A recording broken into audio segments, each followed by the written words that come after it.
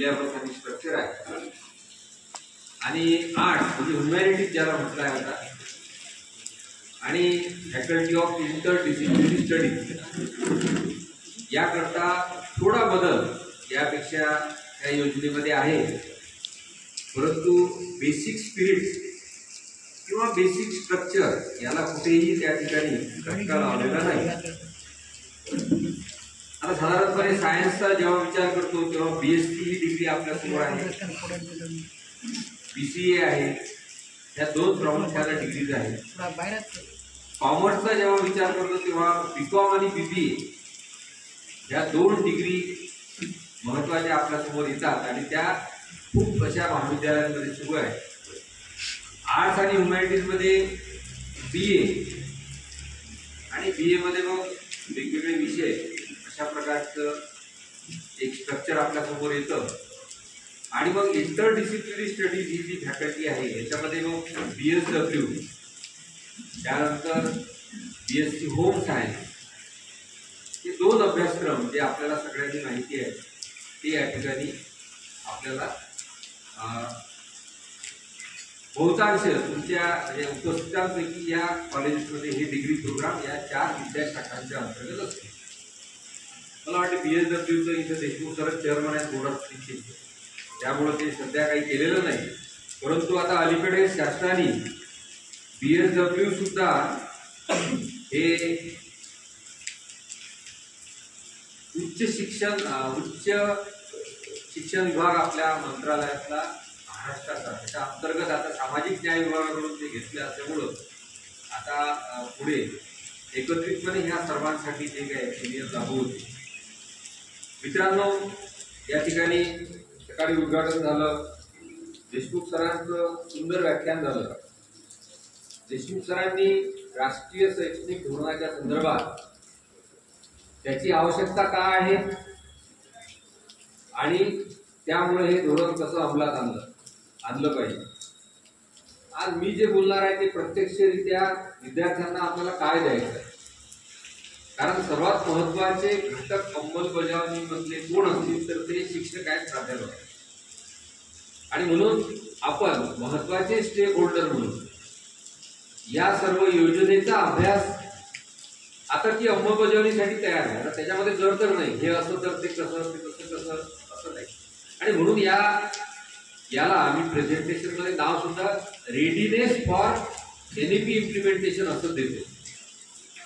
आणि या रेडीनेसचा मराठी अर्थ असा आहे की कुठलीही खूप विपरीत चर्चा न करता, कुठलाही वाद न घालता एखादी गोष्ट पुढे नेतो. तर आपण आता NEPचं जे स्ट्रक्चर विद्यापीठांनी दिलं फॅकल्टी वाईज, त्याला पुढे नेण्यासाठी सज्ज असलं पाहिजे. आणि ते आपल्याला कुठलंही अमुक चांगला आहे अमुक वाईट आहे अशा प्रकारचा आज विचार न करता त्याला आपल्याला विद्यार्थ्यांसाठी पुढे न्यायचं आहे.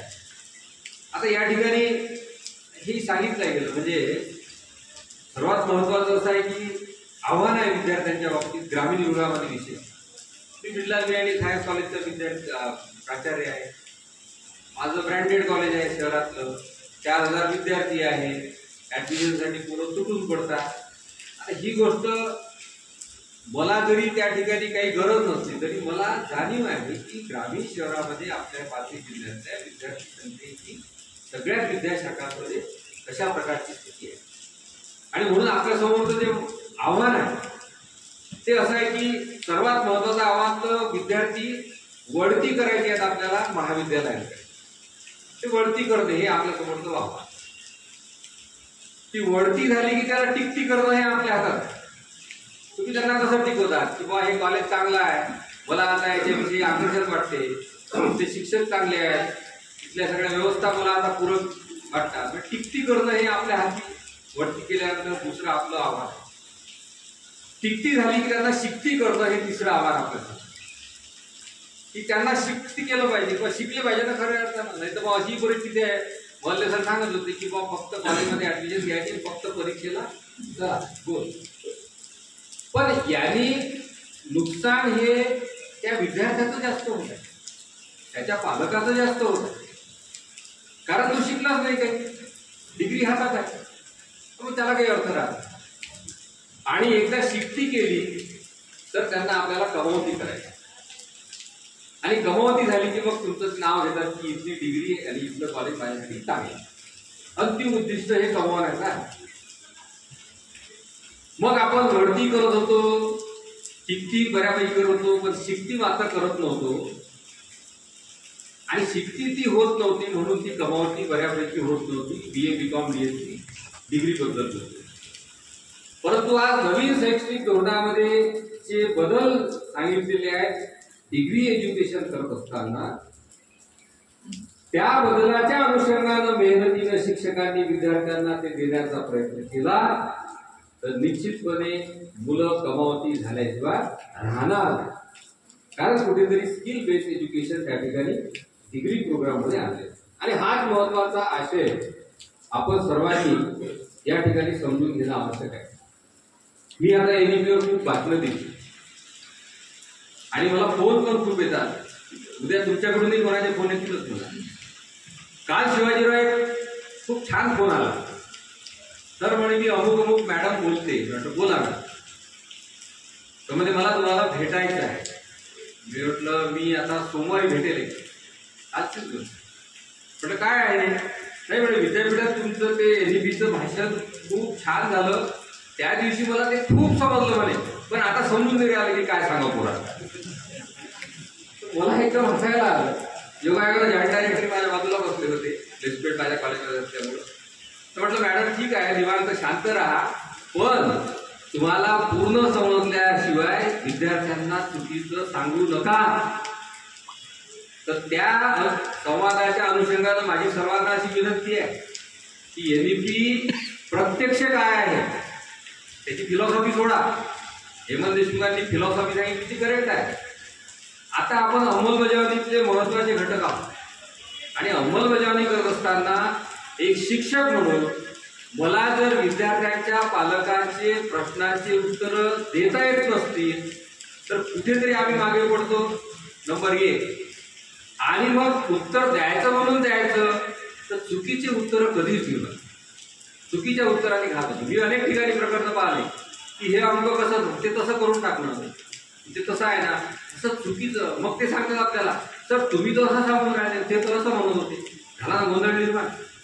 म्हणून असा गोंधळ कृपया आपण कुठे असू नये. आता सुस्पष्ट असं या NEPच्या स्ट्रक्चरच्या बाबतीत विद्यापीठानं पाऊल उचललेला आहे आणि तो कागद आपल्या हातात आहे. वेबसाईटवर तो आता अपलोड सुद्धा झालेला आहे.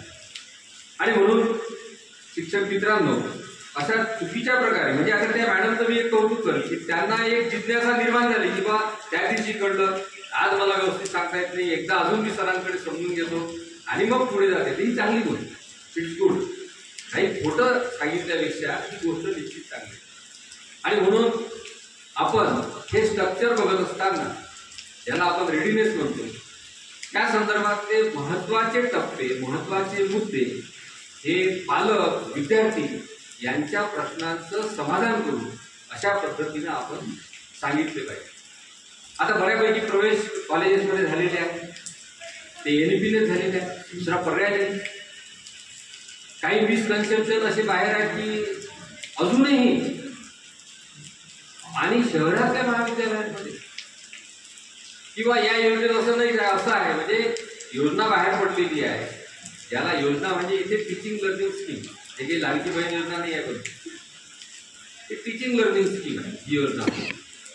तर ती टीचिंग लर्निंग स्कीम म्हणजे शिकवायचं कसं आणि विद्यार्थी शिकेल कसं याची योजना ती बाहेर पडलेली आहे विद्यापीठाच्या मार्फत आणि त्या योजनेनुसारच आपल्याला कार्य करायचं आहे. तर मग प्रश्न कुठे उठतात? आता कुठे प्रश्न यायला पाहिजे? हेच आहे ना, हे आहे म्हणजे हे आहे, योजनेत हे आहे, त्याला काही पर्याय असू शकत नाही. तर त्या अनुषंगानं फॅकल्टी वाईज योजनांचा आपण अभ्यास करावा आणि त्यातले महत्वाचे मुद्दे मी सांगतो आणि चर्चा पण आपण त्याच्यावर करतो.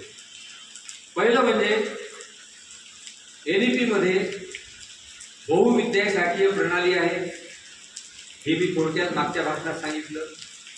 आता ही बहुविद्याशाखीय प्रणाली म्हणजे multi disciplinary approach of education. तर सर्वात महत्वाचं की यापुढे आपल्याला एक पक्क केलं पाहिजे की एक जे नाव आहे discipline. What is it? Discipline म्हणजे काय? ही विद्याशाखा आहे की फॅकल्टी आहे की व्हॉट्सएव्हर. तर याचं कन्फ्युजन काढत असताना आपण एक फक्त लक्षात घेतलं पाहिजे की डिसिप्लिन म्हणजे सब्जेक्ट. उदाहरण दिलं तर physics is a discipline, economics is a discipline, philosophy is a discipline, psychology is a discipline, home economics is a discipline, commerce is a discipline, social work is a discipline, chemistry is a discipline, zoology, botany is a discipline. So subject is discipline. Now what is the structure, existing structure? Ki faculty, arts, humanities, science, commerce, interdisciplinary study comprises of many disciplines.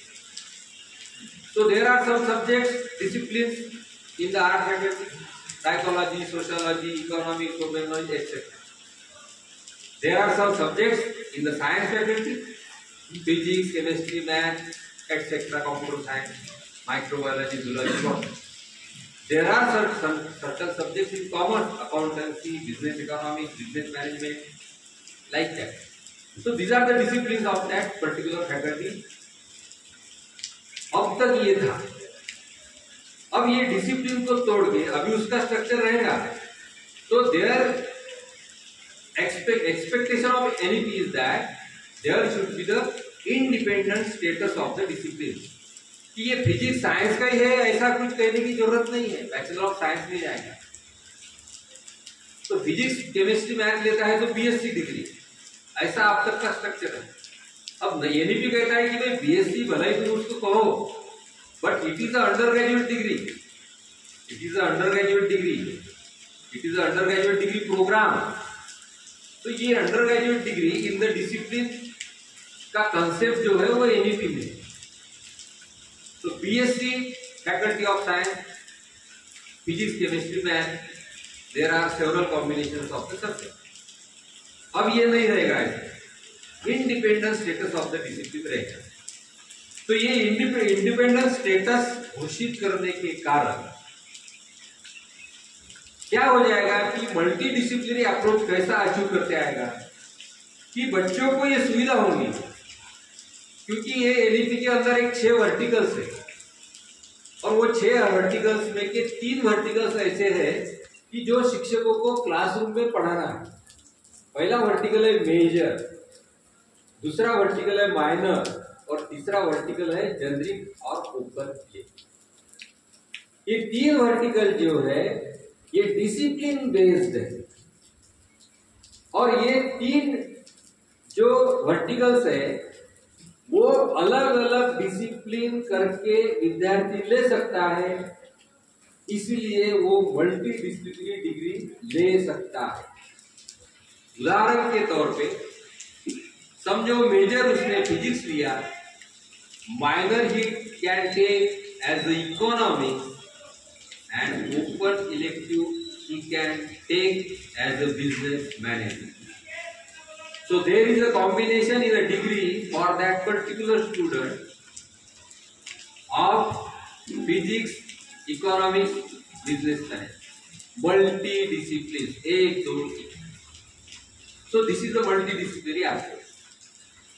ये अभी के degree programme में है क्या? नहीं है. BSc लेना चाहता है तो पीसीएम लेना है, सीबीजेड लेना है, ग्रुप लेना पड़ता है. तीनों वही फैकल्टी. बीकॉम में क्या है तो जो भी उसका है अकाउंटेंसी वगैरह वगैरह वो लेना पड़ता है. और आर्ट में भी सोशियोलॉजी, इकोनॉमिक्स, पॉलिटिकल साइंस, तीन सब्जेक्ट लिया. तो ये तीनों जो फर्स्ट ईयर को वो लेता था, छठे सेमिस्टर तक वही पढ़ना था, उसकी एग्जाम देना था, उसकी डिग्री मिलती है. अब ये ऐसा नहीं हो, इसमें बदलाव है. तो इसमें मेजर जो लेगा वो माइनर नहीं होगा, वो फैकल्टी का नहीं होगा, शायद ओपन इलेक्टिव भी वो फैकल्टी का नहीं होगा. तो ऐसे मल्टी डिसिप्लिनरी अप्रोच इस तरह से अचीव करना है बच्चों को, और मल्टी डिसिप्लिनरी अप्रोच में उसको डिग्री एजुकेशन देना है. तो ये होगा एक मुद्दा, मल्टी डिसिप्लिनरी अप्रोच है.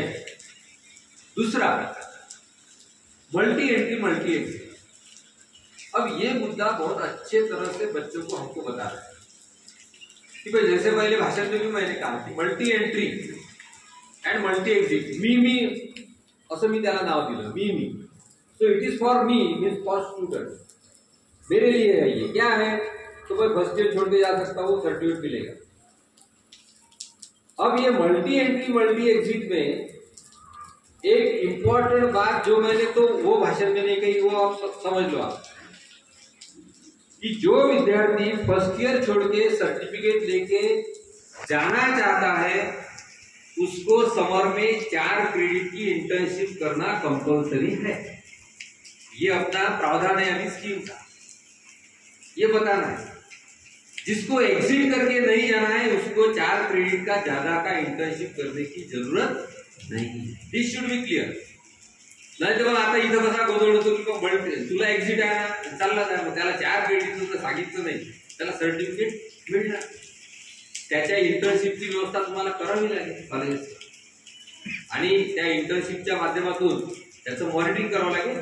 The moment he will do internship you can give him a certificate after the result of first and second semester. बरोबर आहे, आलं लक्षात? म्हणजे आता आपल्याला शिक्षक म्हणून काय करावं लागतं, ही बाब आपल्या लक्षात घ्यावी लागते, आपल्या प्लॅनिंगचा भाग असला पाहिजे। काय तर माझ्याकडे असे विद्यार्थी बीएससी मधला असतील किंवा जे सर्टिफिकेट घेऊ इच्छितात, तर मग उन्हाळ्यात त्याच्या इंटर्नशिपची माझ्या विषयासाठी मेजर माझा झुलाजी त्याने घेतला असेल, तर त्या विषयात त्याला एक्झिट करता येतं असेल तर त्याच्या इंटर्नशिपची व्यवस्था मला काहीतरी करून द्यावी लागेल। म्हणजे सेकंड सेमिस्टर नंतर तुम्हाला निदान विद्यार्थ्यांशी संवाद साधावा लागेल की बाबा तुमच्यापैकी काही जण ही प्रोव्हिजन आहे। हे बघा, याच्यामध्ये दुसरं सांगतो की अनेक ठिकाणी असे मिसकन्सेप्शन्स आहेत, गैरसमज, किंवा एक्झिट करून पोरं सोडून जातील, मग ओव्हरफ्लोड कसं आहे, जमत राहा, आमचा सगळा जीवाभावाचा प्रश्न ओव्हरफ्लोड असतो, जसं घरीच पाठवणार नाही गव्हर्नमेंट, त्याच्यावरही बोलतो मी शेवटी काय ओव्हरफ्लोड आहे। सगळ्यात दुसरं काही विचारत नाही, वर्कलोड बाबा, वर्कलोड काय सगळ्यात महत्वाचं। मी संघटनेवाला जाऊ दे, तुम्हाला माहित आहे, 2000 वाला असंही नाही आहे त्याच्यात होतो। तर हा वर्कलोड वगैरेचा मुद्दा त्याच्यात काही होत नाही। अहो प्रॅक्टिकली असं आहे की माझ्याकडे मल्टी एंट्री मल्टी एक्झिटचा बिहोक नावाचा अभ्यासक्रम सुरू आहे बीआरईचा 6 वर्षापासून, उत्तम सुरू आहे, कुठलंच बिहोक तसं सुरू नाही आहे, आणि डिमांड आहे, थोडं लाईन लावतात बिहोक in medical equipment techniques and management. तर या कोर्सला एक्झिट करण्याची तरतूद आहे, एनएसक्यूएफचा कोर्स आहे, यूजीसीने दिलेला, 1.25 कोटी मला त्यासाठी मिळाले होते 2017 मध्ये। तर एक्झिट करण्याची संधी आहे, एक्झिट करण्याकरता नोकऱ्या पण मिळत आहेत, अनेक कंपन्या माझ्याकडे येतात आणि फर्स्ट इयरला पोरांना सिलेक्ट करतात, पण पालक आणि विद्यार्थ्यांची मानसिकता नाही बाबा इतक्या लवकर ती नोकरी करत नाही, कारण त्या लेवलची नोकरी त्याची थोडी निम्न दर्जाची असते कंपॅरेबल, कारण लेवल त्यांनी ती फर्स्ट इयरची अचीव केलेली असते। पण संधी आहे की नाही, संधी आहे, मग त्याला ही संधी अवेल करायची आहे, त्याला तुम्ही त्याच्या बाबतीत सांगितलं पाहिजे की बाबा रे आता ह्या एनईपी मध्ये नाही तर मग आपल्याच मनात अरे हा सोडून गेला तर माया मानवी वर्कलोडचा यार काही सांगू नका, अशाच भूमिका आपल्या राहतात, बरोबर आहे। आणि पोट्टेले काही सगळे सोडून जायला लागले तर क्लासच ठरविलं आपल्याला, या भीतीपोटी काय करतो की आपण पोरांना जे आहे चांगलं ते सांगत नाही, ही भीती डोक्यातून काढून टाका। ही याच्याकरता काढा की एक्झिट झालेले पोरं ते मायनस जरी होतील तरी पुढच्या वर्षीच्या नॅचरल ग्रोथमध्ये ती संख्या गव्हर्नमेंट ग्राह्य धरणारच आहे, कारण वर्कलोड फर्स्ट इयरला एक बॅच क्रिएट करण्याकरता 24 विद्यार्थी ऍडमिट झाले आणि सेकंड इयरला एक्झिट करून 10च राहिले, तर 10वर सुद्धा एका बॅचचं वर्कलोड सुद्धा देणार आहे। मग काही काळजीचा विषय आहे का, काही काळजीचा। आणि म्हणून आपल्या मनात आपल्या खिशात ही बाब ठेवून विद्यार्थ्यांना न सांगणं हे कदाचित आपलं त्या ठिकाणी पाप असेल, आणि हे बाब आपण शिक्षकांनी करू नये, त्याला मोकळेपणाने उलट आपण त्याला मोटिवेट केलं पाहिजे की बाबा रे तुझी परिस्थिती अशी दिसते घरची, तुला आता शिकण्याची संधी दिसत नाही, तू आता हा विषय घेतला मेजर म्हणून तुला याचं सर्टिफिकेट मिळेल, तू एक्झिट झाला तर अशी संधी तुला आहे, तू इंटर्नशिप इथे इथे करू शकतो, मी तुला तिथे अप्रोच करून देतो, अशा प्रकारची पॉझिटिव्ह भूमिका आपल्याला घ्यावी लागेल, तरच मग त्या अर्थी त्या विद्यार्थ्याला खऱ्या अर्थानं आपण एनईपीचा फायदा देऊ शकतो। आता हे एक्झिट करण्याकरता ते जे बंधन आहे ते आपल्या लक्षात असलं पाहिजे, आणि एक्झिट करू शकतो हे त्याला सांगितलं पाहिजे। मल्टी एंट्री मल्टी एक्झिट मध्ये सेकंड इयरला आला, एक्झिट करायचं असेल तर 4 क्रेडिट, उदाहरण, फर्स्ट इयरला एक्झिट केला नाही, 4 क्रेडिट करायची गरज नाही, नाही तर 4 4 8 करावं लागतील किंवा असा डोक्यात प्रश्न आहे. सेकंड इयरला एक्झिट करू शकतो, त्याला वाटतं 4 क्रेडिटचा समर इंटर्नशिप त्याला करावी लागेल आणि डिप्लोमा घेऊन तो मग बाहेर पडू शकतो. तिथे पण आपल्याला याच पद्धतीने सांगायचं. आणि थर्ड इयरला आल्यानंतर त्याला 3 इयर UG डिग्री मिळणार आहे त्या विषयात. मग ती डिग्री जी मिळेल ती डिग्री घेऊन तो बाहेर जाऊ शकतो. त्याला सध्याच्या परिस्थितीत ट्रान्झिटरी फेज असल्यामुळं पीजीला ऍडमिशन घेण्याकरता मुभा आहे NEP मध्ये. त्याला 4th year of that PG गेलोच पाहिजे असं काही बंधनकारक नाही. आणि मग एखाद्या विद्यार्थ्यांनी एक्झिट केला असेल डिप्लोमा घेतल्यानंतर सेकंड इयरला, आणि त्याला मग काही वर्षांनी वाटलं की री-एंट्री करावी, तर तो फायनल इयरला त्याच कॉलेजमध्ये किंवा अन्य कुठल्याही कॉलेजमध्ये एंट्री घेऊ शकेल. पण आता हे महत्वाचं शिक्षकांना समजून घ्यायचं, पण ही री-एंट्री जास्तीत जास्त 4 वर्षाच्या आतमध्ये त्याला घ्यायची आहे. हे महत्वाचं आहे. हे मी त्या भाषणात सांगितलं बघा. पण त्याला मग कारण त्यांनी 4 म्हणजे या पॉलिसी मधला हा दोष आहे. पण आता मी म्हटलं की दोष आणि त्याच्यावर चर्चा करायचीच नाही गुणवत्तेचा की 4 आणि त्याच्या संदर्भात मी अनेक फोरमवर बोललो सुद्धा. तज्ज्ञांना ते पटलं पण की एकदा 4 वर्षानंतर त्या विद्यार्थ्यांनी री-एंट्री घेतली नाही डिग्री प्रोग्रामला, तर तो आयुष्यभर मग उच्च शिक्षणापासून पुढे पीजी पासून वंचित. त्याला रोजगार मिळाला असेल डिप्लोमाच्या बेसवर, पण 4 वर्षाच्या आत तो पुन्हा शिकायला नाही आला, तर त्याचे अकॅडमिक बँक क्रेडिट मधले क्रेडिट हे निरस्त होतील आणि तो मग हायर एज्युकेशन पासून त्या ठिकाणी त्याला थांबवलं. हा त्याच्यामधला थोडा दोष आहे. पण तो दोष दुरुस्त कधी होईल याची वाट न पाहता त्याला सरळ सांगणे की री-एंट्री 4 वर्षात घ्यायची आहे. री-एंट्री ही 4 वर्षात घ्यायची. तर अशा प्रकारे मल्टी एंट्री मल्टी एक्झिट हा कन्सेप्ट जो नवीन आहे हा डिग्री प्रोग्राम मध्ये नव्हता, तो आता आलेला आहे. आणि त्याची अशी व्यवस्था आपल्या या योजनेच्या माध्यमातून केलेली आहे. काय व्यवस्था आहे? फर्स्ट इयरला जायचं असेल तर 4 क्रेडिट, सेकंड इयरला जायचं असेल तर 4 क्रेडिट, थर्ड इयरला 3 इयर UG डिग्री घेऊन त्याला बाहेर पडावंच लागतं. तिथे काही कोणते 4 क्रेडिट करण्याची गरज नाही. आणि 4th इयरला त्याला ऍडमिशन सुद्धा मिळू शकतं. तर अशा प्रकारे हे मल्टी एंट्री मल्टी एक्झिटचं स्ट्रक्चर आहे. त्याच्यानंतरचा जो महत्वाचा भाग आहे तो मी सांगितला की सांगणार आहे तो म्हणजे 3 to 4 year degree program. 3 to 4 year degree program याच्याविषयी basic program is of 3 years. आपल्या स्ट्रक्चर मध्ये 3 चा 4 चा दोन्ही दिलेले आहेत. 6 सेमिस्टर दिले आणि 8 सेमिस्टर दिलेले. 3 इयर प्रोग्राम केल्यानंतर तो बाहेर पडू शकतो आणि त्याला एम्प्लॉयमेंट किंवा पीजी कुठेही करायचं असेल, even out of the country करायचं असेल तर जाऊ शकतो. 4 इयर UG प्रोग्राम करण्याकरता त्याला एक संधी आहे. ती संधी आपण विद्यार्थ्यांना सांगितली पाहिजे आणि ती आता आपल्या या नियमांमध्ये स्कीम मध्ये काय आहे की 4 इयर डिग्री प्रोग्राम हा 2 प्रकारचा. तो एकसारखा नाही. 4थं वर्ष 2 प्रकारचा. एक आहे ऑनर्स डिग्री आणि दुसरा आहे honours with research degree. BSc समजा फिजिक्स त्याने केलं मेजर मध्ये, तर 4th इयरला त्याला मायनर समजा दुसरा असेल त्याच्यातही ऍडमिशन घेता येईल. फक्त मी आता मेजर विषयी सध्या बोलत आहे.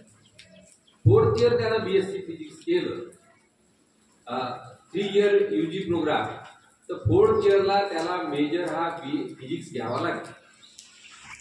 मग फिजिक्स घेत असताना त्याला BSc ऑनर्स ही फिजिक्स मधली एक पदवी मिळू शकते 4 इयर, किंवा BSc ऑनर्स विथ रिसर्च ही एक 4 इयर डिग्री मिळू शकते. 2 प्रकारची. दोन्ही घेता येत नाही. ही संधी त्याला 4th इयरला ही सांगणं आपलं गरजेचं आहे. 4th इयर त्याने ऑनर्स निवडलं तर त्याला इंडस्ट्री बेस्ड OJT करावं लागेल मोठ्या प्रमाणात 6 महिन्यापर्यंत. आणि त्याने ऑनर्स विथ रिसर्च निवडलं तर त्याला एक मोठा रिसर्च प्रोजेक्ट करावा लागेल. एवढा फरक आहे दोन मध्ये.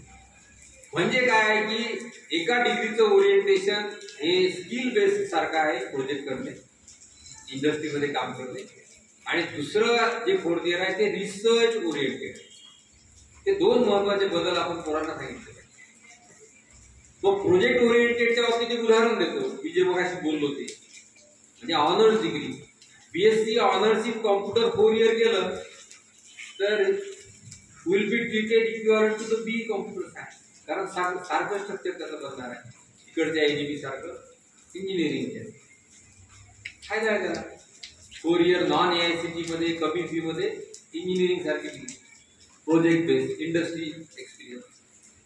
ऑनर्स विथ रिसर्च केलं, रिसर्च ओरिएंटेड त्याचं माइंड आहे, तर त्याला लगेच 4 वर्ष झाल्यानंतर पीएचडीची संधी राहणार. 4 इयर्स झाल्यानंतर पीएचडी. नवीन आहे असं नव्हतं, पीजी झाल्याशिवाय पीएचडी नव्हती.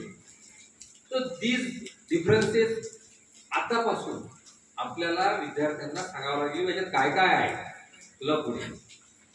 आणि 4 इयर केल्यानंतर त्याला वाटलं आता कम्प्लीट पीजी करावं, तर आफ्टर 1 इयर 1 मोर इयर पीजी तो करू शकेल त्या विषयामध्ये. ती पोस्ट ग्रॅज्युएट डिग्री होणार आहे. ती वेगळ्या कामासाठी कामी, रिसर्च साठी तर त्याचा मार्ग आता 4th इयरलाच मोकळा होता येईल पीएचडी करायचं असेल.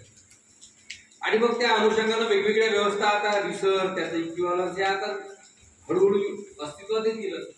तर अशा प्रकारे 3 इयर डिग्री म्हणजे बीए बीकॉम बीएससी 4 वर्षाची होऊन राहिली, हा गैरसमज आपल्याला काढून टाकावा लागेल. ती 4 वर्षाची नवीन शैक्षणिक धोरण कंपल्सरी नाही, तो विद्यार्थ्यांचा चॉईस आहे. त्याला 3 इयर डिग्री मिळेल, पुढे जाऊ शकतो तो 4 इयर डिग्री प्रोग्राम. बेनिफिट काय आहे ते मी तुमच्यासमोर सांगितलेले आहे. So this is the another beauty of this NEP, आणि हे आपल्या नियमांमध्ये. आता नंतरचं सर्वात महत्वाचं जे आहे एनईपी मधलं, जे आपल्याला प्रत्यक्ष आता इम्प्लिमेंट करून घ्यायचं आहे पोरांसाठी आहे, ते म्हणजे degree education through 6 verticals. So what are these 6 verticals of education हे आपल्याला समजणं खूप महत्वाचं. मी त्याच्यामधले व्हर्टिकल सांगितले. मेजर पहिला, मायनर, त्यानंतर जनरिक और ओपन इलेक्टिव्ह. 4था व्हर्टिकल आहे ॲबिलिटी एनहान्समेंट कोर्स. आणि या 4थ्या व्हर्टिकल मध्ये 3 सब व्हर्टिकल्स आहेत. ॲबिलिटी एनहान्समेंट कोर्सेस म्हणजे एईसी मेन व्हर्टिकल 4थं, आणि त्याच्यामधला 3 सब व्हर्टिकल कोणते, तर पहिला एईसी. एईसी मध्ये इंग्लिश किंवा मराठी लँग्वेज ही पोराला शिकायची आहे. दुसरा व्हीईसी व्हॅल्यू एज्युकेशन कोर्सेस पोराला शिकायचे आहेत, 2 क्रेडिट. एईसी म्हणजे इंग्लिश मराठी 2 क्रेडिटचं, व्हीईसी म्हणजे व्हॅल्यू एज्युकेशन कोर्सेस 2 क्रेडिटचे, आणि तिसरा सब व्हर्टिकल म्हणजे इंडियन नॉलेज सिस्टीम जनरल. तर इंडियन नॉलेज सिस्टीमचं त्याला सिलेबस 2 क्रेडिटचं शिकायचं. तर असा 4था व्हर्टिकल जो आहे तो आपला आहे व्हीईसी. त्यानंतर महत्वाचा व्हर्टिकल जो आहे 5वा, तो आहे व्होकेशनल स्किल कोर्सेस आणि स्किल एनहान्समेंट कोर्सेस. आता व्होकेशनल स्किल कोर्सेस आणि स्किल एनहान्समेंट कोर्सेस VSEC असं त्याचं नाव दिलेलं आहे. व्होकेशनल हाही शब्द त्याच्यामध्ये येतो आणि SEC मध्ये स्किल एनहान्समेंट कोर्सेस आहे. आता हा व्होकेशनल आणि स्किल जो आहे याच्याविषयी काय सांगितलेलं आहे योजनेमध्ये, तर व्होकेशनल हा कंपल्सरी मेजरचाच असला पाहिजे. कशाचा मेजर? पोरांनी जो फर्स्ट इयरला किंवा आता 3rd सेमला तो मेजर कन्फर्म करेल त्याच्या अनुषंगानंच त्याला व्होकेशनल घ्यावा लागेल. आणि त्याचा सिलेबस सुद्धा विद्यार्थ्यांनी तयार करून दिलेला आहे. काही बोर्ड ऑफ स्टडीजने थिओरिटिकल स्वरूपात केलेला आहे, काही बोर्ड ऑफ स्टडीजने ते प्रॅक्टिकल ऍडव्हान्स प्रॅक्टिकल स्वरूपात केले. आपल्या सायन्समध्ये ते ऍडव्हान्स प्रॅक्टिकल स्वरूपात केलेलं आहे. आता हा झाला VSC. म्हणजे VSCच्या बाबतीत आपण स्पष्ट सांगायचं तो मेजरचाच, तो मायनर किंवा जनरिक ओपन इलेक्टिव्हचा नसणार. SEC एससीसी मध्ये 2 चॉईसेस दिलेले आहेत की स्किल एनहान्समेंट हा तुम्ही मेजरचाही घेऊ शकता किंवा मायनरचाही घेऊ शकता, किंवा विद्यापीठाने एक बास्केट त्याची करावी आणि त्याला जो पाहिजे तो एससीसी 2 क्रेडिटचा करू द्या. उदाहरण द्यायचं झालं तर एससीसी त्याचा मेजर फिजिक्स आहे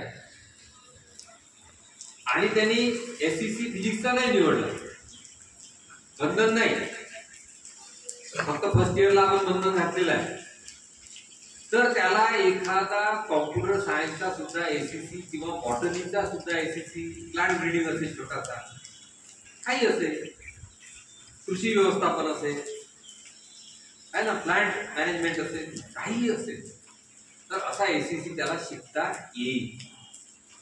परंतु थोडं वर्कलोड सेफगार्ड करण्याकरता आपल्या विद्यापीठाच्या स्कीममध्ये 2 प्रकारे गोष्टी केल्या आहेत एससीसीच्या बाबतीत. एक, सायन्स मध्ये तो ऍडव्हान्स प्रॅक्टिकल म्हणून टाकलेला आहे आणि ह्युमॅनिटीज मध्ये त्याला कम्युनिकेशन स्किल इन इंग्लिश अशा प्रकारे त्याला टाकलेला आहे. तर तो सुद्धा स्किलचाच भाग आहे. इंग्लिशच्या टीचर्सचं वर्कलोड वगैरे किंवा त्याचा विचार करून तो सुद्धा टाकलेला आहे. तर असा हा आपला 5वा व्हर्टिकल आहे. आणि 6वा जो व्हर्टिकल आहे तो आहे को करिक्युलर, सीसी त्याला म्हटलेला आहे, किंवा internship, apprenticeship, community engagement service, CES. आता याचे शॉर्ट फॉर्म हे सगळे आपल्याला चांगल्या प्रकारे अवगत करावे लागतील. इंटर्नशिप अप्रेंटिस 4 क्रेडिटची करायची आहे पूर्ण डिग्री प्रोग्राम. इंटर्नशिप अप्रेंटिसशिप त्याला एक्सक्लुझिव्हली मेजर रिलेटेड करायचे. कशाच्या रिलेटेड? मेजर. कोणतंही काम आता इथं नाही तर मग विषय केला झुलाजी आणि इंटर्नशिप केला भज्याच्या दुकानात करावे, असं काही भजे काढण्याची इंटर्नशिप करून शिकतो आहे ना. पकोडे आहेत की नाही, आता पकोडेवाले बडे हो गए ना, तर म्हणून पकोडे करून बा जेवण आपलं, तर अशी इंटर्नशिप चालणार नाही. झुलाजीच्या संदर्भातच जी काही असेल, एखाद्या डेअरीमध्ये असेल, एखाद्या जे आहे पशु खाद्य उत्पादन एखादं युनिट आहे तिथे असेल, तर अशा प्रकारच्या ठिकाणी किंवा फिशरीज असेल अशा प्रकारच्या ठिकाणी त्याला इंटर्नशिप करावी लागेल 4 महिने. आणि इंटर्नशिप आता आपल्या योजनेमध्ये जी कंपल्सरी करायची आहे सर्वांना, ती फायनल इयरला 4 क्रेडिट. ज्याला एक्झिट करायचं आहे त्याला 4 क्रेडिटची जास्तीची त्या वेळेला, पण ज्याला एक्झिट करायचं नाही तर 3rd इयरला डिग्रीमध्येच ती इंटर्नशिप टाकली 4 क्रेडिट. म्हणून डिग्री मधून एक्झिट होताना मग 4 क्रेडिटची इंटर्नशिप करण्याची गरज ठेवली, ती ऑलरेडी डिग्रीचा पार्ट बनवली. आणि म्हणून ही इंटर्नशिप अप्रेंटिसशिपची व्यवस्था आतापासून आपल्या डोळ्यासमोर ठेवणे किंवा पटकनच फायनल इयर येणार आहे कोणाचंही, आणि त्यांना आपल्याला एक्झिट केलं नाही त्यांनी, पण आता फायनल इयरला एक्झिटची अट नाही आहे. इंटर्नशिप अप्रेंटिसशिप ही आता जनरल अट आहे आणि त्याला ती करावीच लागते. इंटर्नशिप अप्रेंटिसशिपचे क्रेडिट कोणाला भेटले नाही, केली नाही, तर त्याला डिग्री अजिबात मिळणार नाही. It is the part of the degree. आणि म्हणून अप्रेंटिसशिप इंटर्नशिप ती करावी लागेल. ज्या विषयात अप्रेंटिसशिप इंटर्नशिप करता येते त्या विषयात अप्रेंटिसशिप इंटर्नशिप करा असं यांनी सांगते. पण काही विषय असे असतील, म्हणजे काही डिसिप्लिन असे असतील की ज्याच्यामध्ये internship apprenticeship industry point of view शक्य नसतील, तर त्या ठिकाणी फील्ड प्रोजेक्ट, कम्युनिटी एंगेजमेंट त्याला करता येईल 4 ते 6 credit. Field project, community engagement खूप स्कोप आहे. देशमुख सरांची सोशल वर्क वाल्या कॉलेजची याच्यात आपल्याला मदत होईल, कारण ते लोक त्या डिग्री प्रोग्राम मध्ये हे ऑलरेडी करत आहेत. ते जेलला भेट देतात, बाल सुधारगृहाला भेट देतात की सर, त्याची फील्ड बेस्ड ऍक्टिव्हिटीज आहेत. आपल्या मुलांना नाही ते करल, कारण अभ्यासात नाही तर करायला कशाचा अभ्यास आहे. आता मात्र इकॉनॉमिक्सचा प्राध्यापक असेल तर मग इकॉनॉमिक्सच्या संदर्भात विधानसभा या वर्षीचं बजेट आणि ते बजेट आता आपल्या ग्रामपंचायत पर्यंत कसं पर्क्युलेट झालं, या सौद्याच्या याचा तपशीलवार स्टडी तो एखाद्या क्वेश्चनरच्या माध्यमातून रिसर्च बेस करू शकतो। कम्युनिटी एंगेजमेंट प्रोग्राम की या स्थानिक स्वराज्य संस्थेला सरकारच्या त्या बजेटमधून जिल्हा परिषद पंचायत समितीच्या माध्यमातून काय योजना होत्या, काय आर्थिक स्रोत होते, ते आर्थिक स्रोत दरवर्षी बदलतात आणि विविध योजना त्याच्यामध्ये कार्यान्वित होतात आणि त्या सर्वसामान्यांना मग ग्रामपंचायत ही लास्ट बॉडी त्याच्यामध्ये आहे डिलिव्हर करणारी ग्रामसेवकाच्या माध्यमातून, तर त्या कशा पोहोचतात? तर हा community engagement programme economics political science मला प्रोग्राम करू शकतो, कारण तो पॉलिटिक्सशी संबंधित सुद्धा पार्ट, तो सोशल पण आहे, सोशल जेव्हा प्रोग्राम इट इज सोशल, आणि त्या पोराचे निष्कर्ष सांगू शकते किंवा या गावात आलेली योजना हे मधातच कुठंतरी त्या ठिकाणी लंबी झाली आणि प्रत्यक्ष लाभार्थीला याचे लाभ भेटले। मी उदाहरण सांगतो तुम्हाला, मी चांदूर बाजारामध्ये काय केलं शिवाय बच्चू कडू तहसीलदाराच्या कार्यालयात बसले होते आणि मी त्यांना भेटायला चांदूर बाजारला गेलो। तिथे मीटिंग त्यांची नायब तहसीलदारांसोबत सुरू होती आणि आमच्याकडे तिथे BA सोशल वर्क आहे, देशमुख सरांना माहिती आहे। तर मी तिथे गेलो, देशमुख सर, आणि मग ते बच्चू म्हणाले बसा सर, इथं आमची मीटिंग होते, मग आपलं काम करू। बसलो तर बच्चू भाऊची आग पागड सुरू होती अधिकाऱ्याला, का नाही झालं, संजय गांधी निराधार योजना, श्रावण बाळ योजना, ह्या योजना इथे या लोकांना का मिळत नाही, तुम्ही अर्ज का रिजेक्ट केले? ते ग्रामसेवक आपलं नायब तहसीलदार वगैरे सांगायला लागले त्याचे होणार की ते कार फार पटत नव्हतं। मग मी त्याच्यामध्ये थोडा पॉझिटिव्ह इंटरव्हेन्शन केलं टीचर म्हणून, सकारात्मक हस्तक्षेप माझा त्या प्रकरणात, नॉट पॉलिटिकल, सकारात्मक हस्तक्षेप म्हणून मी बोलू का याच्यामध्ये? म्हटलं भाऊ याची समस्या काय आहे? त्यांनी सांगितली की माझ्याकडे खूप अर्ज येतात, या योजनेचे जे बेनिफिशियरी आहेत त्यांना हे कळत नाही किंवा हा अर्ज कसा भरावा, आधार कार्ड नसतो, अमुक नसते, तमुक नसते। मी म्हटलं ठीक आहे, आलाच प्रश्न माझ्या लक्षात, आपल्या पटकन लक्षात येऊन जातो। तर मी म्हटलं बा एक काम करा, माझ्या आपल्या चांदूरच्या सोशल वर्क मधले मी तुम्हाला 10 विद्यार्थी देतो आणि एक शिक्षक देतो, त्यांना हा अर्ज आणि ती प्रक्रिया पूर्ण समजावून सांगा आणि हे तुम्हाला मदत करतील हे फॉर्म आणि ते स्क्रुटिनाइज करण्याकरता अंतिम मान्यता मिळेल असा फॉर्म तुमच्या समोर आणतील, तुम्ही कचरा तपासू नका। Will you on this students? 10 पोरांना ट्रेन केलं, 10 पोरांनी काम केलं, लाभार्थींची चांदूर बाजाराची संख्या 15,000हून 50,000च्या घरात। आज महाराष्ट्रामधले 2 तालुके अचलपूर आणि चांदूर बाजार सर्वात जास्त लाभार्थी आहेत संजय गांधी निराधार योजना आणि श्रावण बाळ योजना।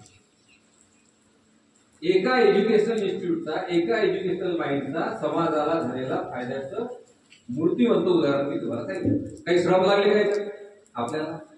पोरांना तहसीलदारांनी बोलवून सर्टिफिकेट दिले, काम केल्याचे मानधन दिलं, स्टायपेंड, आणि कॉलेजला सुद्धा मोठं प्रशस्ती पत्र दिलं की तुम्ही शासनाच्या या योजनेमध्ये आम्हाला दिलेल्या या सपोर्ट बद्दल धन्यवाद। न्यू एज्युकेशन पॉलिसी होती काय?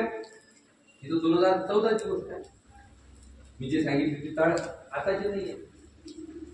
So where there is a will there is a way. पण आता तर विल आपले आहेत तर वे पण भरपूर आलेले आहेत समोर नवीन एज्युकेशन पॉलिसीच्या माध्यमातून, तर ते मार्ग आपल्याला दाखवावे लागतील विद्यार्थ्यांना, आपल्याला ते सुरुवातीला थोडे कष्ट पडतील, शोधावे लागतील आणि मग आपण त्या पद्धतीनं समाजाला पण फायदा देऊ शकतो आणि ते पोराला कळेल अरे या योजनेमध्ये मला अशी इंटर्नशिप मी केली आणि मला तर याच्यामध्ये काहीतरी आता करता येते, एखादं सॉफ्टवेअर मी डेव्हलप करतो, याच्यातून एखादा ऍपच डेव्हलप करतो की हे फटाफट फटाफट कसं होईल। They may get a idea for their brain, आणि म्हणून अशा पद्धतीनं हे community engagement service, field project हा जो व्हर्टिकल आहे आणि हा कंपल्सरी आहे, तो करावाच लागणार। हातून मातून करणार, मार्ग देणार तर तुम्ही कुठेतरी फसणार, हे तुम्हाला सांगते। किंवा इथं गेला होता आण लिहून तुला देऊन टाकतो असं करता येणार नाही, त्याचं मॉनिटरिंग राहील, त्याच्यामध्ये शिक्षकच अडचणी देणार। आणि हा आपल्या मेन वर्कलोडचा मेजरच्या रिलेटेड फील्ड प्रोजेक्ट किंवा कम्युनिटी एंगेजमेंट करायचं असल्यामुळं तो आपल्या वर्कलोडचा भाग असणार आहे, कारण आपण त्याला मॉनिटर करणार आहोत, आपण त्याला गाईड करणार आहोत, त्याचे तास ते ग्राह्य धरून ते वर्कलोडचा भाग असते. आणि म्हणून या अनुषंगानं याच्यामध्ये आपल्याला काम करायचं आहे. आणि यामध्ये एक व्हर्टिकल आहे ते सीसी म्हणून को करिक्युलर कोर्सेस. आता हे को करिक्युलर कोर्सेस जे आहेत त्या को करिक्युलर कोर्सेसचा मेजर पार्ट हा या स्कीम मध्ये दिलेला आहे. को करिक्युलर कोर्सेस पहिल्या सेमिस्टर पासून सुरू होतात 4थ्या सेमिस्टर पर्यंत. आपल्या योजनेमध्ये दोन्ही सगळ्या फॅकल्टी दोन क्रेडिटचे द्यायची का. को करिक्युलर कोर्सेस दिले आहेत की NSS, NCC, health wellness and yoga education, sports, performing art, fine art, music, हे सगळे को करिक्युलर कोर्सेस आहेत. मग आता आपल्याकडे युथ फेस्टिवलला पूर्व आपण पाठवतो, त्यांचे परफॉर्मन्सेस हे सर्टिफिकेशन लेवल पर्यंत गेले तर त्याला आपल्याला 2 क्रेडिट सहज देता येतील. परंतु सर्व विद्यार्थी युथ फेस्टिवलमध्ये पार्टिसिपेट करत नाहीत किंवा करू शकत नाही किंवा तसे नसतात. मग आता आपल्याला काय करावं लागेल की आपल्याला या ब्रॉड टायटलच्या अंतर्गत health wellness yoga education sports, त्यानंतर NSS, NCC असेल तर NCC, आणि त्याच्या खाली मग परफॉर्मिंग आर्ट, फाईन आर्ट, हे सगळे त्याच्यामध्ये काय करायचं तर ते कोर्सेस आपल्याला तयार करावे लागतात. मी माझ्या कॉलेजमध्ये काय केलं हे सांगतो म्हणजे सगळ्यांना दिसेल. काय करावं लागतील पेक्षा माझ्या कॉलेजमध्ये मी काय केलं. माझ्या कॉलेजमध्ये CC या कोर्सेसचे टीचरने मी इंचार्ज केलं CC. त्यांनी काय करावं, त्यांनी जे CCचे इंचार्जेस आहेत त्यांच्याकडून त्याचं करिक्युलम करून घ्यावं, कारण हा कॉलेज लेवललाच करायचा आहे, विद्यापीठाचा सिलेबस देणार नाही आहे. कारण प्रत्येक कॉलेजचा CC हा वेगवेगळा असेल. त्याचं व्हॅल्युएशन सुद्धा इंटरनलीच करायचं, फुकटाचे मार्क देण्याची संधी नाही. इंटरनली म्हणजे जमलं बा आता आपल्या हातात करून टाका, केला होता बा CC आहे असं करता येणार नाही, त्याचं मॉनिटरिंग निश्चितपणे होणार. मग एक इंचार्ज केला आणि मग या सगळ्या टायटलमध्ये हेल्थ वेलनेस योगा एज्युकेशन आणि स्पोर्ट टीचरकडे मी दिलंय की तू मला हेल्थ वेलनेस योगा एज्युकेशनचा 1-2 क्रेडिटचा कोर्स करून दे. त्याच्यामध्ये 1 क्रेडिटची थिअरी, 1 क्रेडिटचं प्रॅक्टिस. त्याच्याकडून 3 कोर्सेस करून घेतले. मी बोलावलं NSS वाल्याला सांगितलं की तुझं रेग्युलर NSS कॅम्प वगैरे जे आहे आणि रेग्युलर NSSच्या ऍक्टिव्हिटी याच्या व्यतिरिक्त NSSचं करिक्युलम करून दे. Fostering social responsibility in the HEI असं एक रेग्युलेशन आहे UGC, ते वाचा. Fostering social responsibility in higher educational institutions, ते वाचलं की हे कसं करायचं हे आपल्या लक्षात येतं. तर त्याच्याकडून एक कोर्स करून घेतला. NCCला वाल्यांना म्हटलं की तुमच्या परेड वगैरे वगैरे आणि त्याचे शिबिरापर्यंत ते सर्टिफिकेशनचा रेकॉर्ड असा ठेवा. त्याला 2 क्रेडिट आपल्याला डिग्रीसाठी द्यायचे, कारण तिकडे त्याचं सर्टिफिकेशन वेगळं आणि इकडे डिग्रीमध्ये, कारण इन्सेंटिव्ह नाही आता हे जुन्यासारखे मागच्या योजनेसारखे क्रेडिटचा भाग आहे डिग्री. ते केलं नाही तर डिग्रीच नाही. 2 क्रेडिटसाठी डिग्री होऊ शकते. एन्व्हायरमेंटल सायन्स पण आता याच्यातच आलेला आहे.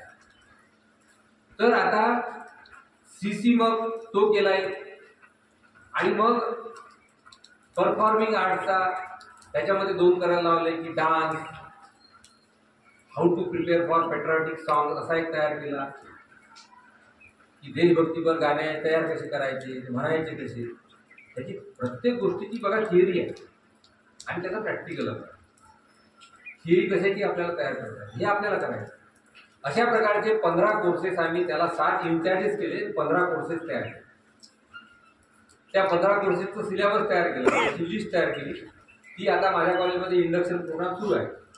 तर उद्या सोमवारी त्यांना ती सगळी लिस्ट सांगणार आहे आणि मग कॉलेजमध्ये जे 450 पोरं फर्स्ट इयरला सध्या ऍडमिट झाले, त्या 450 पोरांना विचारणार की तुम्हाला ह्या 15 पैकी कोणत्या एकामध्ये इंटरेस्ट आहे, ती एकच तुम्हाला घ्यायची. मग तो बीएससीचाही विद्यार्थी असेल, बीकॉमचाही असेल आणि बीएचाही असेल कॉलेजमध्ये. त्याला बंधन नाही की या सायन्सवाल्याने हेच सीसी घेतलं पाहिजे, त्याला ते सीसी घेतलं पाहिजे, त्याच्या आवडीनुसार आहे. आणि मग एकदा हे 450 पोरांनी तो करिक्युलर केला की त्याचे क्लासेस मग आपल्याला लावता येतात. एक थिअरीचा आठवड्याचा 1 क्रेडिट पाहिजे, त्याचं 2 तासाचं प्रॅक्टिकल आठवड्याला एकदा, म्हणजे 1 क्रेडिट ते प्रॅक्टिकल, अशा प्रकारे क्लासेस लावता येतात. तर अशा प्रकारे को करिक्युलर कोर्सेस त्याच्यामध्ये दिलेले मेन टायटल हे समजून घेऊन आपल्याला आपल्या लेवलवर तयार करणे, त्याची छोटीशी एक पुस्तिका करणे, पोरांना देणे, किंवा ह्या आमच्या कॉलेजमध्ये आहे, तुला आता त्याच्यातला एक कंपल्सरी घ्यायचा आहे, तो घेशील तो, आणि त्याच्यासाठी ते शिक्षक आहे, टीचर. मग काही ठिकाणी काय आहे की जसं मी fashion basics of fashion design असा एक परफॉर्मन्स आपल्या त्या अप्लाइड आर्टमध्ये घेतला. अप्लाइड आर्ट म्हणून याच्यात लिहिलं आहे स्कीममध्ये, त्याच्या अंतर्गत बेसिक्स ऑफ फॅशन डिझाईन. मग आता सायन्स आणि आर्ट शिकणारा किंवा कॉमर्स शिकणारा कोणाला फॅशन डिझाईनमध्ये इंटरेस्ट असेल कदाचित एखाद्या मुलीला, तर तो सीसी तो घेईल. आणि मग ज्याच्याकडे त्याची इंटर्नशिप दिली त्याला काही कळत नाही अवघड फॅशन डिझाईन मधलं. समजा आता तातोळ मॅडमकडे दिली, तर हिला कळणार आहे का फॅशन डिझाईनचं? मग मी काय केलं की बा गावातला कोणी आहे का, एखादा असते आपल्या पोरगा, अशी पोरगी शोधा, तिला ते सिलेबस शिकवायला सांगा आणि त्याचं प्रॅक्टिकल घ्यायला सांगा पोरांसाठी. त्याला आपल्या लेवलवर कसं रिम्युनेशन महल द्यायचं, महल ते द्या. किती पिरियडचं द्यायचं, 15 पिरियडचं रिम्युनेशन द्यायचं, 15 पिरियडमध्ये ते शिकून. तर अशा पद्धतीनं त्याला ऍडव्हान्स टीचिंग फॅसिलिटीज सुद्धा आपल्याला, म्हणजे आपल्या घरी शिकवणार बाबा व्हीसी माया काय काय माझ्या सोशलॉजी आहे एकदम आपल्याला अंगात येते ते असं एकदम. हा बरोबर आहे की नाही? तर असं सर मला काही सांगता काय, मी काही शिकू काय, आता काही सांगता का? हा अरे बाबा तसं नाही आहे, तुला असं करायचं. मग अजून शांत होऊन जाते, हा असं आहे का, ठीक आहे. तर त्याला वाटतं फॅशन डिझाईन मी माझ्या काय समज काय. तर हे को करिक्युलर कोर्सेसचं प्लॅनिंग तुम्ही जर व्यवस्थित केलं ना, तर विद्यार्थ्यांमध्ये गोडी निर्माण. अरे बा केवळ ते याच्यातलं अभ्यास करा, वर्गातलं सिलेबस पाठ करा, त्याचा अभ्यास करा, पेपर लिहा, एवढ्या पुरतं मर्यादित शिक्षण दिसत नाही. आपल्या सर्वांगीण विकासासाठी एनईपीचं ऑब्जेक्टिव्ह हे आहे होलिस्टिक डेव्हलपमेंट, विद्यार्थ्यांचा सर्वांगीण विकास.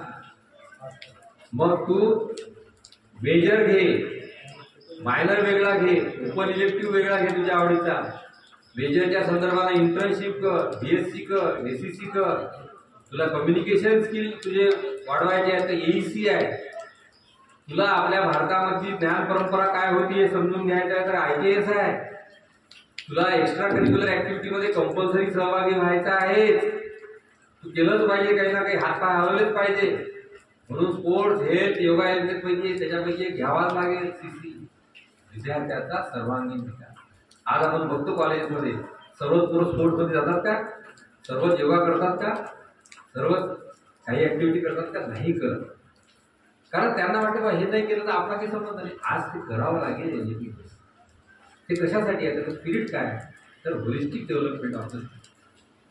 आणि म्हणून या पद्धतीनं आपल्याला या 6 व्हर्टिकल्सचं पारायण विद्यार्थ्यांसमोर सांगावं लागेल. आपल्या शिक्षकांमध्ये आपल्याला याच्याविषयीची चर्चा करावी लागेल आणि त्या अनुषंगानं मग आपल्याला डिग्री प्रोग्राम हा पुढे देता येईल. आणि मी एवढं जे सांगितलं तेच खऱ्या अर्थाने एनईपीचं वैशिष्ट्य आहे. मग आपल्या मनातले प्रश्न, वर्कलोड, कुठेही वर्कलोड कमी होत नाही, कुठेही कमी होत. एनईपीचं structure how it is a multidisciplinary approach, multi entry approach कसा आहे, 3 to 4 इयर डिग्री प्रोग्राम कसा आहे, आणि डिग्री एज्युकेशन थ्रू 6 व्हर्टिकल्स सांगितले. आता त्याच्यातले 3 व्हर्टिकल्स निवडणे पहिले, हे ऍडमिशनच्या वेळेचं काम. मेजर, मायनर आणि ओपन. या 3 विषयीचं सांगतो आणि मग भाषण थांबवतो आणि मग आपण चर्चा करायला सुरुवात करतो. की मेजर निवडायचं खरं म्हणजे एनईपीचं बेसिक स्पिरिट किंवा तरतूद ही आहे की मेजर हा फर्स्ट सेमलाच त्यांनी निवडला पाहिजे. परंतु थोडीशी सुरुवात असल्यामुळे काही गोंधळ निर्माण होऊ नये, विद्यार्थी संख्येवर एखाद्या विषयाचा अचानक परिणाम होऊ नये म्हणून शासनाने त्याच्यात एक थोडं सर्क्युलर काढलं आणि त्या सर्क्युलरच्या आधारावर आपल्या विद्यापीठामध्ये 2 प्रकारच्या योजना मेजर घेण्याकरता तयार केल्या गेल्या.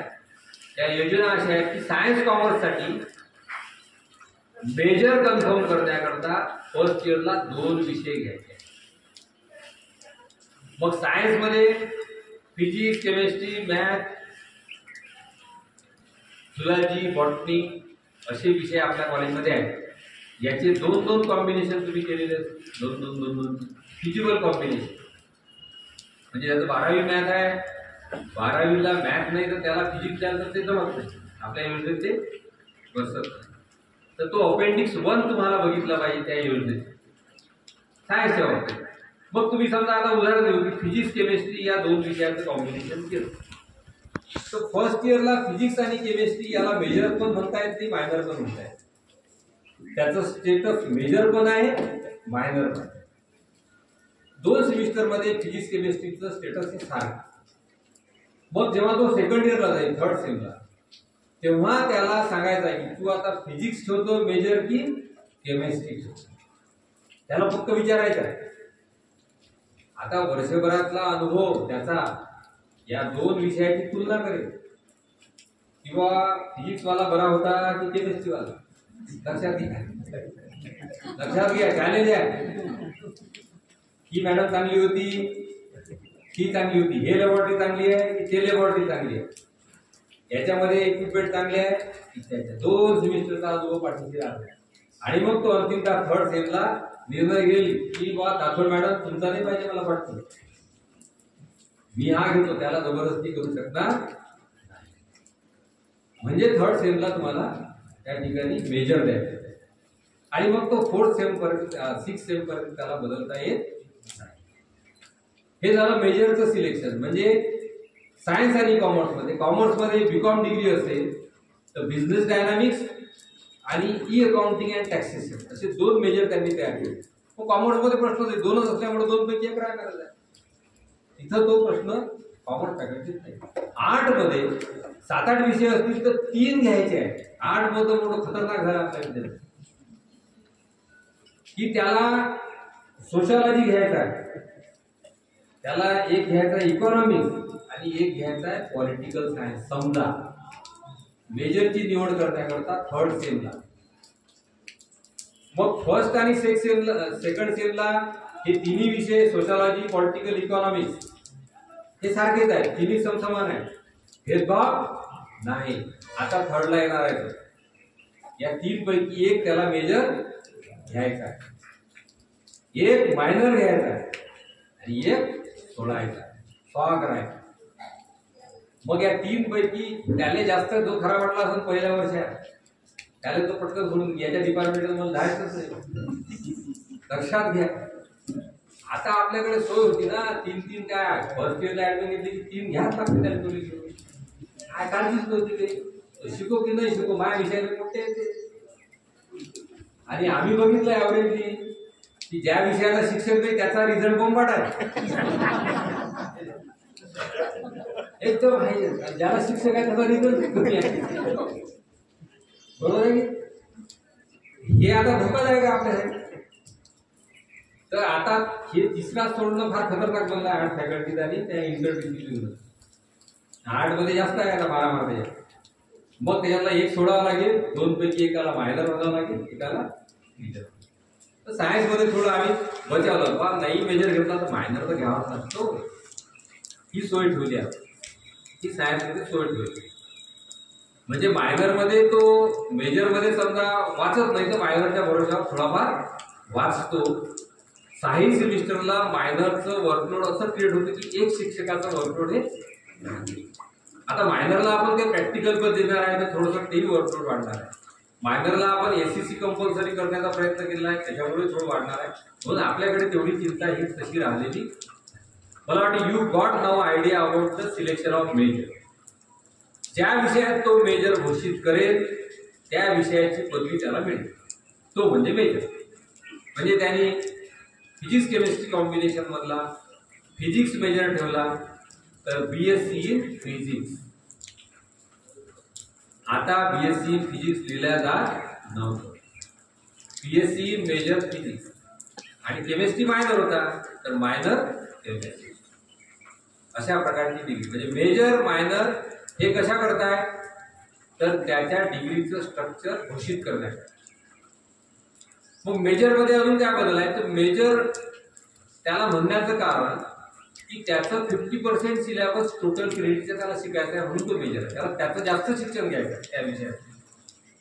मेजर म्हणजे 120 क्रेडिट आपल्या डिग्रीला आहे 3 वर्षाच्या तर 60 क्रेडिट त्याला मेजरचे शिकायचे. 60 क्रेडिट म्हणजे जवळपास प्रॅक्टिकल सहित ते 15 पेपर होतात, 15 थिअरी होतात. तर 15 थिअरी म्हणजे भरपूर झाले ना. आता किती 6 शिकतो ना आपण फिजिक्सचे बॉटनीचे 3 वर्ष. तर 6च्या जागी 15 शिकण्याची संधी म्हणजे नॉलेजमध्ये भर पडेल ना त्या विषयाच्या. स्वाभाविक आहे सिलेबसचे कंटेंट तुम्हाला वाढवायला लागत आहे आणि म्हणून तो मेजर आहे त्याला सखोल नॉलेज युजी लेवललाच त्याला मिळालेलं आहे.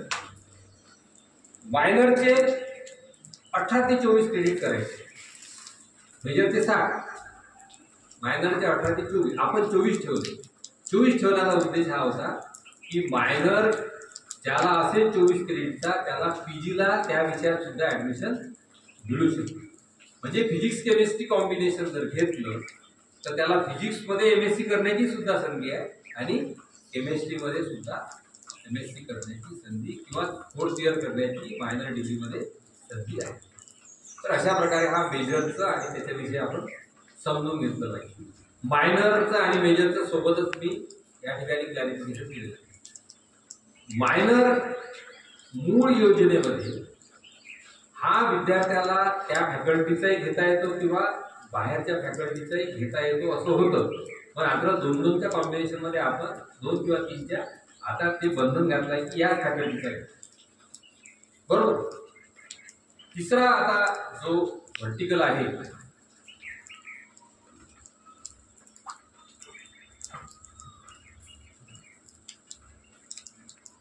तो आहे जनरिक और ओपन इलेक्टिव्ह.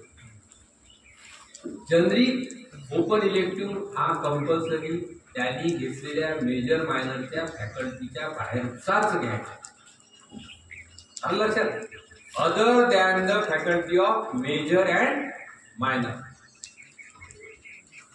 हे लक्षात घ्या. मग तुमच्या VR या कॉलेजमध्ये 3 फॅकल्टी आहेत. त्यांनी मेजर घेतला सायन्सचा मेजर मायनर तर त्याला कॉमर्स मधला 2-2 क्रेडिटचे 2 थिअरी पेपर फर्स्ट सेमला आणि सेकंड सेमला सुद्धा 2-2 क्रेडिटचे 2 पेपर जनरिक किंवा ओपन इलेक्टिव्ह म्हणून घेता येतात.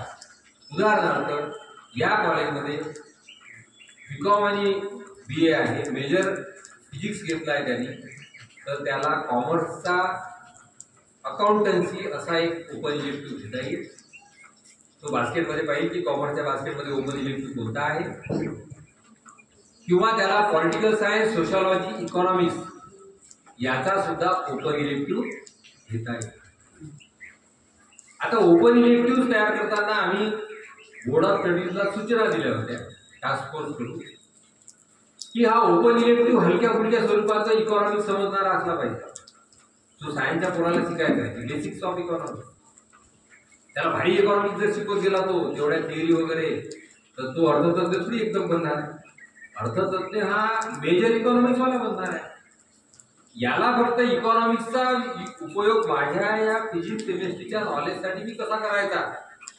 How I can apply the economics to my subject और डेव्हलपिंग सम ऑर्गनायझेशन और सम बिझनेस एंटिटी असा करायचा आहे म्हणून त्याला ते तशी सूट दिलेली आहे. तर हा जनरिक आणि ओपन इलेक्टिव्ह विद्यार्थ्यांना अदर दॅन फॅकल्टी द्यायचा आहे.